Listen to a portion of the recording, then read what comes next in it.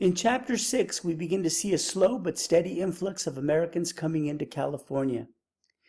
It was the traders, trappers, and settlers that blazed the trail for those that would come later. With Mexico having won its independence from Spain, California must face the challenges of being a distant territory of a new and unstable republic.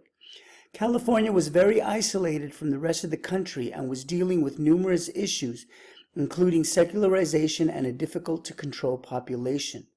The northern half of the state had issues with the southern half. The rancheros held swayed and vied for power and influence, and governors came and went, unable to deal with the unruly Californios. It was this cute little guy right here that began to attract the attention of merchants and traders from different parts of the world, not because he was so darn cute, but because his fur was so nice and soft. New England merchants began to come around looking to acquire sea otter pelts to sell to their markets in China. $300 for a single skin made the sea otter very desirable, and the profuse population of the creatures along the Pacific coast brought lots of hunters and their clubs to California.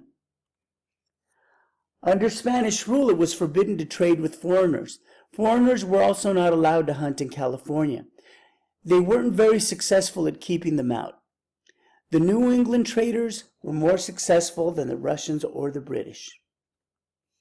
By the time Mexico had won its freedom from Spain, most of the sea otter and fur seal had been wiped out, and attention began to be focused on the next best thing, cowhides and tallow. With trade restrictions being lifted under Mexican rule, American and British merchants entered into the lucrative contracts with the missions. The cowhides sold for $1 apiece, and competition soon raised prices. There was lots of money to be made as hides and tallow were plentiful. The hides and tallow became a very important commodity. All this business and money changing hands attracted the attention of many Americans seeking to get in on the profits. Even with the high import duties, the foreign merchants profited greatly from trading in California. They came and left their goods and left with cargo holds full of hides and tallow. A book written by Richard Henry Dana further increased American interest in California. The promise of California's economic potential was a powerful draw, and Americans began to arrive in California, slowly at first, but by a variety of paths. The trappers were the trailblazers. Their wanderings in search of beaver and other types of furs brought them all the way to our coast, and their exploration opened up many paths to California and the Pacific coast. Jedediah Strong Smith was one of the more well-known of the early trailblazers. He explored vast areas between the Great Salt Lake and California. Once in California, he was quickly sent packing by Governor Echeandía, who saw him as a threat. Smith apparently wasn't a good geographer. He thought California was that area beyond the Coast Range and next to the Pacific. He remained in the Central Valley hunting and collecting furs. He is credited with the first recorded crossing of the Sierras. When he returned to California with 18 men, he lost some of them during a run-in with the Mojave Indians. Arriving at Mission San Jose, he was forced to leave California again. James Ohio Patty was another one of these guys who went all over the place traveling and exploring as he collected furs. Unfortunately, he did a lot of bad stuff as he went along. The Mojave Indians had issues with him. The governor of Santa Fe confiscated his furs, citing that they had been illegally obtained in Mexican territory. From there, he traveled to San Diego, where he was arrested by Echeandía. Echeandía, was already a bit put off by Smith's activities in California. No one knows if the rest of the story is true or an exaggeration written to sell books, but Patty bartered for his freedom. The story holds that he had created a vaccine for a measles epidemic that had broken out in the area. The story tells that he immunized thousands of people. You can see by this photo of Joseph Rutherford Walker that he was a really scary looking guy. He had some important firsts to his name though. He was credited with being the first white man to see the Yosemite Valley, but we're not sure if it was actually the Hetch Hetchy, which is under a lake now. His discovery of a wagon cart route through central Nevada was important too. After the trappers and traders came the early settlers. Rawls and Bean tell us that the first foreign settlers came to California during the Spanish period, and they came here by accident. Eventually, after the Mexican period of California's history, it would be American squatters that would come to own the land that was granted to the Mexican families.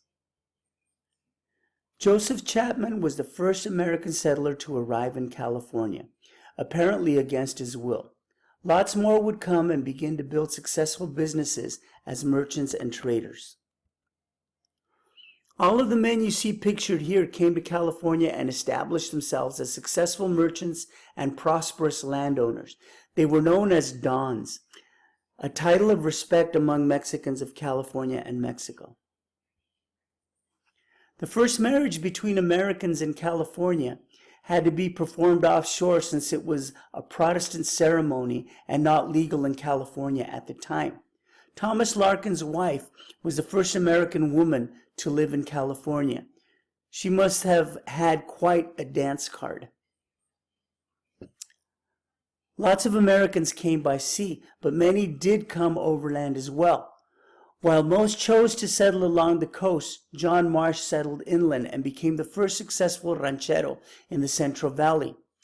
He is pictured here with his second wife, Abigail, and their daughter, Alice. A name that more might recognize is John Sutter. He came to California with big plans for colonizing the Sacramento Valley. After receiving Mexican citizenship and a generous land grant, he began the work of establishing his cattle ranch and farm using the labor provided by Indians. Sutter's Fort would later become the destination for Americans traveling overland to California. Eventually, overland travel became more common.